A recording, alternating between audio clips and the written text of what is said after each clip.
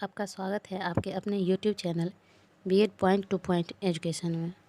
Friends, आज हम लोग माइक्रो टीचिंग के बारे में जानेंगे कि ये माइक्रो टीचिंग क्या होता है। तो जैसा कि इसके नाम से ही पता चल रहा है, माइक्रो टीचिंग अर्थात सूक्ष्म शिक्षण। शिक्षण की वह विधि जो कम समय में किया जाए उसे ही माइक्रो टीचिंग अर्थात सूक्ष्म शिक्षण कहा जाता है। इसे टीचिंग का सबसे छोटा रूप कहा जाता है।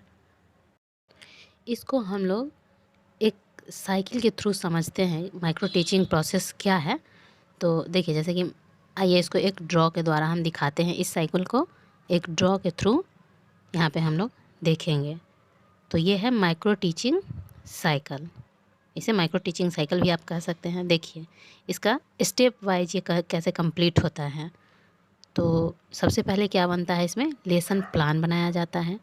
उसके बाद माइक्रो टीचिंग किया जाता है। उसके बाद फीडबैक लिया जाता है स्टूडेंट से।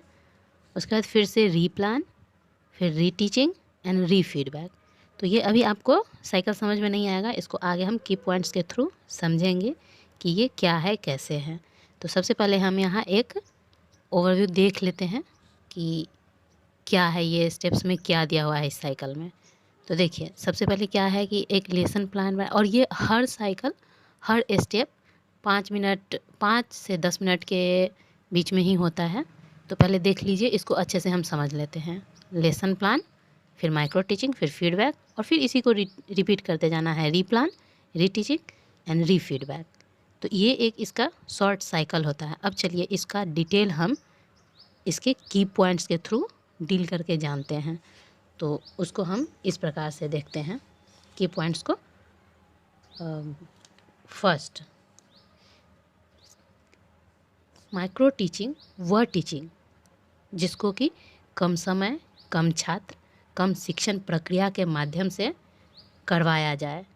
तो वैसे शिक्षण को माइक्रो टीचिंग कहते हैं। ये हो गया फर्स्ट। सेकंड है, सूक्ष्म शिक्षण का एक सरलीकृत प्रक्रिया है। सूक्ष्म शिक्षण जो है वह मतलब शिक्षण का एक सरल प्रक्रिया होता है। देख रहे हैं कैसे स्टेप वाइज में बताया जा रहा है, 5-5 मिनट में ही समझाया जा रहा है। यह करवाने का यही तात्पर्य है कि जब तक कोई पारंगत न हो जाए स्टूडेंट, तब तक इस प्रक्रिया को लगातार चलाते रहना है। जैसे कि यहाँ हम साइकिल में देखे थे ना कि लेसन प्लान बन रहा था, फिर माइक्रो टीचिंग करवाया जा रहा था, फीडबैक, उसके बाद फिर से रीप्लान, रीटीचिंग एंड रीफीडबैक। तो वही है यह कि जब तक बच्चा पारंगत ना हो जाए तब तक उसको निरंतर चलते रहना है। वही इसका साइकिल वही कहलाता है कि ये जब तक बच्चा ना हो जाए तब तक उस साइकिल को रिपीट करते जाना है। तो ये मेरा थर्ड की पॉइंट था। अब नेक्स्ट पर चलते हैं हम कि इसका जो ये साइकिल चलता है वो स्टेप वाइज ही चलता है। ऐसा नहीं कि पहले कोई भी जैसे लेसन प्लान कर लिए, फीडबैक कर लिए, उसके बाद टीचिंग करेंगे, नहीं। इसको स्टेप वाइज करते जाना है, एक के बाद दूसरा। इस तरह ये 6 स्टेप में कंप्लीट होता है। कौन कौन? Lesson plan, micro teaching, feedback, replan, reteaching and refeedback. तो इस तरह 6 स्टेप में इसको कंप्लीट करेंगे। उसके बाद इसका क्या कहता है कि हर स्टेप के लिए इसमें टाइम फिक्स किया गया हुआ है। देखिए जैसे कि यहाँ पे शो किया गया है ना, इस साइकिल में हम दिखाए थे कि हर स्टेप का टाइमिंग अलग से शो किया हुआ है कि कौन सा स्टेप कितने देर तक करना है। जैसे यहाँ पे है, लेसन प्लान के लिए दिया हुआ है, फिर माइक्रो टीचिंग के लिए 5 minute, feedback 10 minute, replan 15 minute, reteaching 5 minute, फिर रीफीडबैक 10 मिनट। तो इस तरह हर स्टेप के लिए भी टाइम फिक्स किया जाता है। इसका अप्रॉक्स हम कह सकते हैं कि हर स्टेप मिनिमम 6 मिनट में करना है। एक स्टेप के लिए 6 मिनट का टाइम फिक्स करके रखा गया है। अब नेक्स्ट क्या इसका की पॉइंट हम कह सकते हैं, इसको हम टीचिंग का सबसे छोटा रूप कह सकते हैं। तो अब इसका नाम माइक्रो टीचिंग क्यों पड़ा है?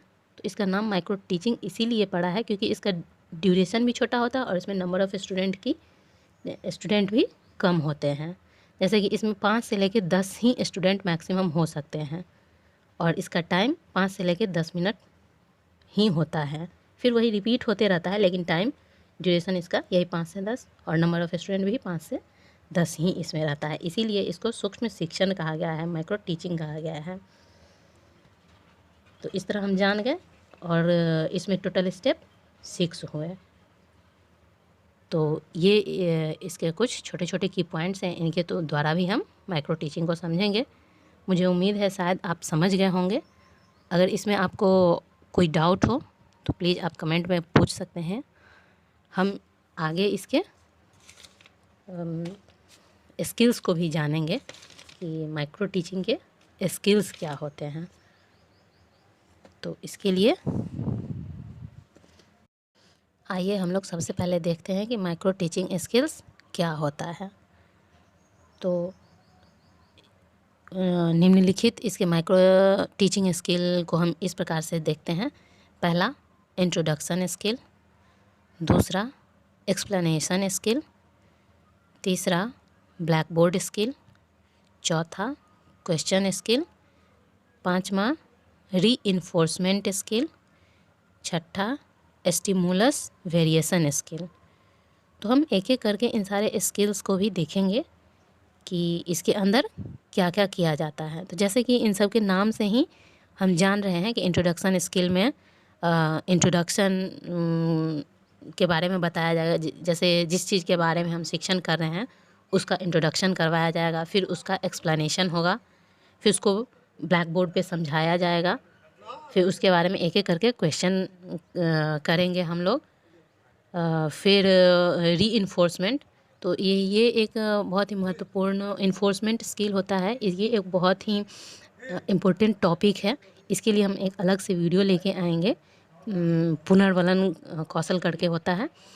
तो फ़िलहाल यहाँ हम जान लेते हैं कि रीइंफोर्समेंट में क्या होता है कि जब किसी चीज़ को उत्प्रेरित करने के लिए जो कार्य किया जाए जिससे कि उसमें सुधार हो, तो वो रीइंफोर्समेंट स्किल कहलाता है।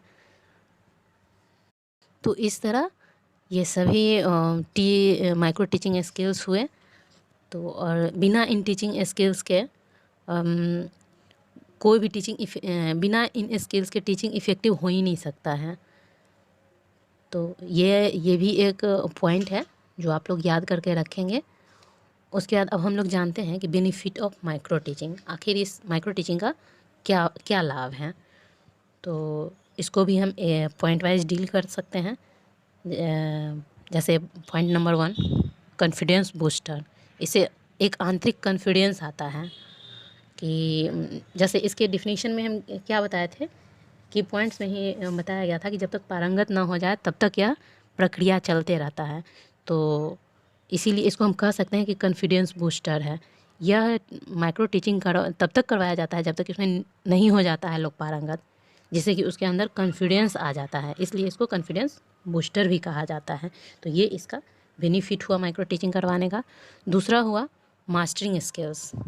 वही बात हुआ कि पारंगत हो जाता है लोग, तो वही छोटे छोटे पार्ट में बांट के किया जाता है, टुकड़ों में बांट के उस पर मास्टरी प्राप्त कर लेना, पारंगतता हासिल हो जाता है। तो ये भी इसका एक बेनिफिट हुआ। तीसरा है self improvement and self evaluation. तो सभी बातें वही है, बस इसको थोड़ा समझना है कि क्या है।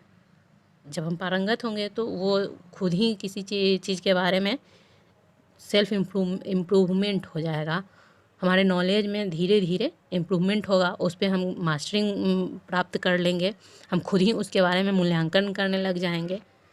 और नेक्स्ट बेनिफिट में हम कह सकते हैं इंस्टेंट फीडबैक। जब हम किसी चीज़ को बहुत ही डिटेल में जानने लग जाते हैं तो उसका फीडबैक हम तुरंत दे देते हैं, तो इसको हम इंस्टेंट फीडबैक भी कह सकते हैं। तो इस तरह ये चारों, confidence booster, mastering skill, self improvement and self evaluation and instant feedback, ये चारों बेनिफिट के रूप में हम बता सकते हैं। तो इस तरह आपका ये micro teaching skill topic complete हुआ। आप लोग देख लीजिएगा और इसमें अगर कोई प्रॉब्लम हो तो फिर नीचे बताइएगा कमेंट में। तब तक के लिए धन्यवाद।